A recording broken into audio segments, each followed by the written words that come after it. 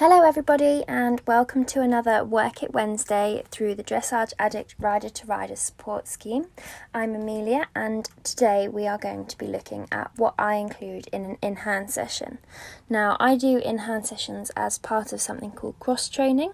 Now you can see the definition for cross-training here on the screen, but the way I think of it is that whatever you deem to be your horse's job, so let's say we're looking at dressage horses, you train them to do all sorts of other jobs and so that they have all sorts of other skills, and it means that you don't just school your horses to train for the dressage movements, but you do loads of other things that allow them to do those specific dressage movements in a better way, and mentally and physically they're better balanced and just more interactive because they don't get bored of circles. Now here is all the activities, or some of the activities that my ponies get up to in a fortnight.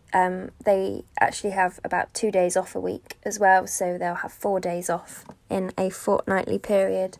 They do all sorts of different things, and it actually means that in a 14-day period they only go in the school once or twice, and as you guys have seen, or you might have seen, I've got multiple ponies out competing at elementary, medium and forever improving, so my bunch are enough proof that you don't have to be going in the school day after day to compete at a reasonable level and still improve and be successful. So today we're going to look at in-hand work, which is on the screen there. So what I would include in a typical in-hand session, and we're using Lara as our model today. In the aim of keeping it real, this is the chaos that occurred as I was trying to film an uncooperative dog and horse. But we got there, and the kit I use is a rope head collar with quite a long line so that I can create space between me and the horse, my schooling whip, and an endless supply of snacks, because when you've got a horse like Lara, and basically every horse on the planet, snacks tends to be the way forward, although some of them do appreciate as a scratch as a reward. So the first exercise I do with them is simply lifting their leg up. So I use the whip to lightly tap or touch the leg that I want them to lift up.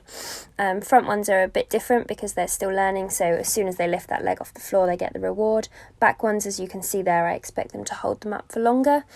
And the point of this is that when they're stood on 3 legs they have to engage the stabilising muscles within their body to hold the leg up. So we're looking at increasing core strength, stifle strength, and just generally stability around the joints that are involved in the flexion of the leg. So this allows them to have better expression, and it helps with when you start collection, because obviously when you want collection you're asking the feet to stay in the air longer within the pace.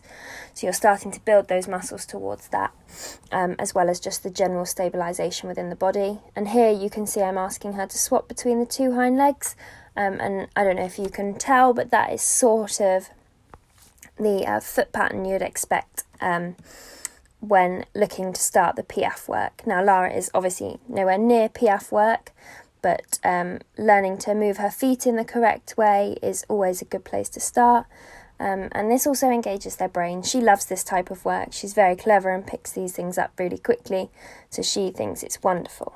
So the next exercise you can see me doing here, this is sped up, we weren't moving at such great speeds, but I didn't want to bore you all to death. So we are looking at small circles. So during this I'm wanting to see, is she bending evenly from her poll through to her tail?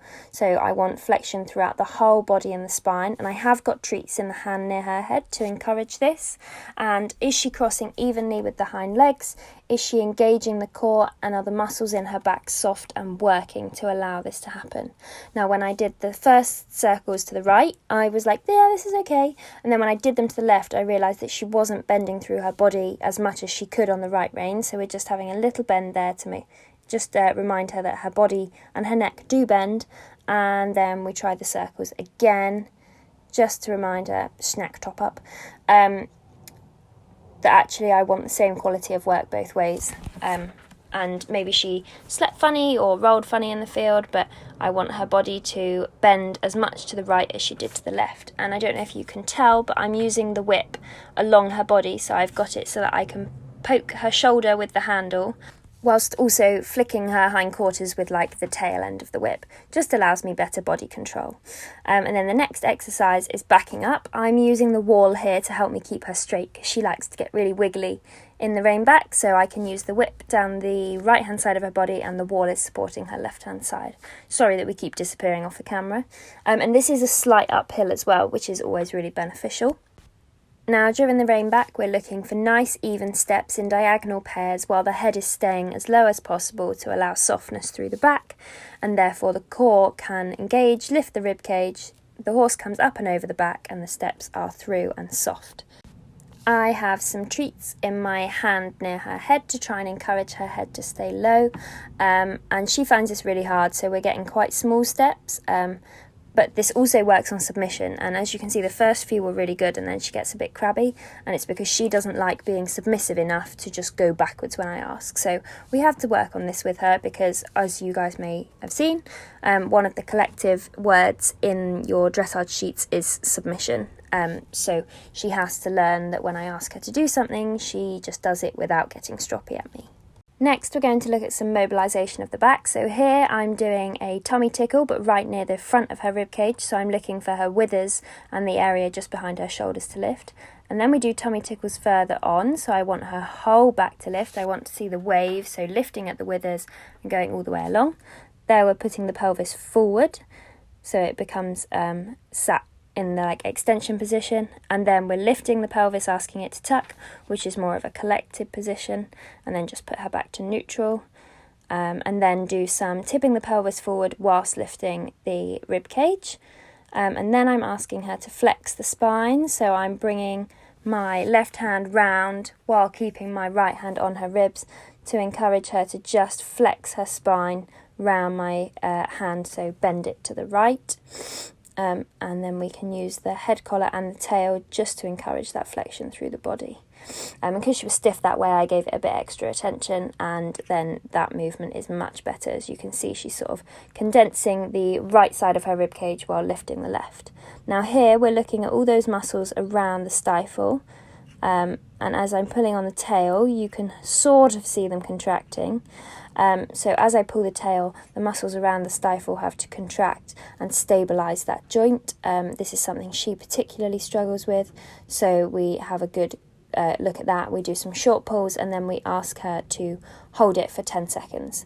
Now here I've picked up her leg, and as you can see, she's getting stroppy because I am pushing on her shoulder and wobbling her body around. So she then has to engage stabilising muscles to stay upright. Apologies, I've disappeared off the camera. I'm doing the same thing with her back leg, so I've just picked up her back leg nearest to us, and I'm just wobbling her around, just saying engage your muscles, stay on your feet. Quick snack. And then we do it all the other side. So again, the tummy tucks at the front. I thought you'd be able to see better without me in the way, so you can see the front of the rib cage, and then you can see the whole of the rib cage lifting as I go along. And then we'll do the pelvis again, so forward, and then forward again, and then up. Just allows you to see the movement of her back. So all of this, I'm asking her to move her back in all the ways that we require her to do so in a dressage test, making sure everything's moving how it should be. If I'm not happy with something, then I would speak to Alice, my physio, and decide whether she needs to come and see Lara. But all of these movements are just building the strength in her stabilising muscles while increasing the flexibility through all the areas that require it. So again, we're just doing those tail pulls, and as you can see from here, you can see those muscles around the stifle contracting as I'm pulling on it, so that's the aim. And then from here you can also see me doing the wobbling a bit better, so pushing the shoulders sideways, pushing her body backwards, and then you can actually see me doing the back leg here. So it's not massive movements, it's just enough that her body has to contract. Now here I've had to slow it down so you can see, but it's just a minor wobble of the tail. And if you look closely, you can see her whole body is wobbling all the way up to her head. So you're looking for the whole body to just be loose and wiggling because of the movement of the tail, just to shake everything off after a good session. And then we do all of our stretches, so similar to those that we saw Alice showing us in the other week, but we go to the hip and then stretch out. And I use a handful of nuts. I use Thunderbrook Meadow nuts because they're really low in sugar and starch, so they can have lots of them.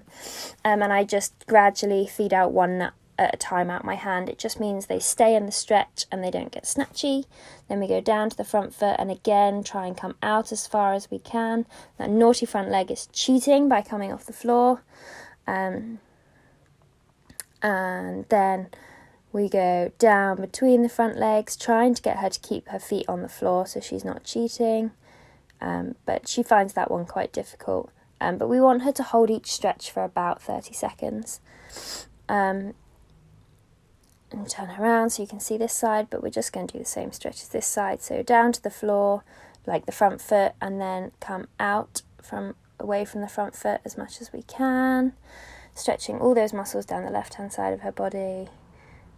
And then again round to her right hip. Sorry, she had a little spot. Round to her right hip, and then stretching out away from her body. A naughty front left leg kept coming off the floor, so I kept telling her to please stand on it, because the stretch is not as productive if they're not stood evenly down all four legs. But any stretch is better than no stretch, and a quick cuddle and a snack to say thank you for a good. So, in summary, my in-hand session would include the leg lift, so asking her to lift up one leg at a time and hold it using the whip. The small circles, asking her to cross the hind legs over while bending through the whole spine. The rein back, keeping the head low, and even steps in diagonal pairs backwards, preferably up a hill. Tummy tucks, so lifting up the core, lifting up the back by engaging the core. Pelvis mobilisation, so tipping the pelvis forwards and backwards. The tail pulls to engage the muscles around the stifles. The body wobbles, so picking up a leg and moving the body around so she has to stabilise herself. The tail wave, so wiggling the tail so that the wave runs up through the body all the way to the head. And then the 3 stretches. I hope that's been helpful and given you some ideas on how you can work your horses without necessarily taking them in the school. If you have any further questions, do feel free to get in touch. If you're interested in cross-training and want to know more about the other things I do, then please do let me know. Happy to do some more Work It Wednesdays on those too. If you go and try it, do let me know how you get on. Please, please, please be careful. Like Lara is quite sensitive, and you might see I jump out the way sometimes. She can be prone to snapping or lifting legs at me. So just be aware, know your horse, and do watch out for the teeth and the feet if they do come flying. I personally would hate being poked in the tummy, being told to engage my core muscles too, so I understand when they get a bit stroppy about it, so just do be careful. But yeah, if you give it a go, let me know how you get on, and have a great week, and I will speak to you next week.